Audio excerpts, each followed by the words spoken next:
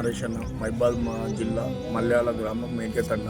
అక్కడి నుంచి ఇక్కడ హైదరాబాద్ నుండి 3 సంవత్సరాలు అవుతుంది గుడిసెలు వేసుకుని ఈడ ఉంటున్నాను.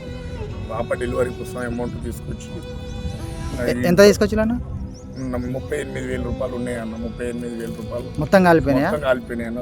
బూడిది అయిపోయింది. లాస్ట్కి పర్సులో ఒక 100 రూపాయల నోటులో ఎక్కడో ఉన్నది ఇది కొంచెం అవ్వబడి, అది కూడా పక్కన అక్కడ చూసి ఇవే నా పర్సు ఇదేనా అని చూసి ఇదే ఆధారం, ఇక వేరే ఆధారం ఏమీ లేదు. ఇక మీరు ప్రభుత్వం ద్వారా ఏమైనా మాకు సాయం చేయాలని కోరుతూ చెప్తున్నాను. వేరేది ఏం లేదు. మా పాప డెలివరీ కోసమే పైసలు తెచ్చుకుని ఉంటున్నాను. వేరేది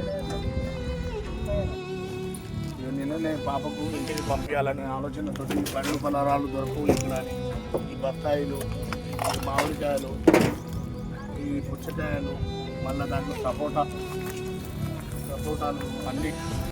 అన్నీ కాలిపోయినాయి. మొత్తం నాశనం అయిపోయిందన్న. బియ్యం 2 బస్తాలు. పాపను ఆసుపత్రిలో ఉందన్న ఇప్పుడు?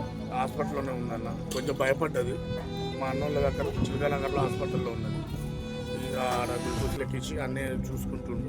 ప్రమాదం ఏమైనా జరిగిందా మీకు ఇక్కడ? కొంచెం దడ కుట్టినట్టు అయిపోయింది, భయపడ్డట్టు అయిపోయింది.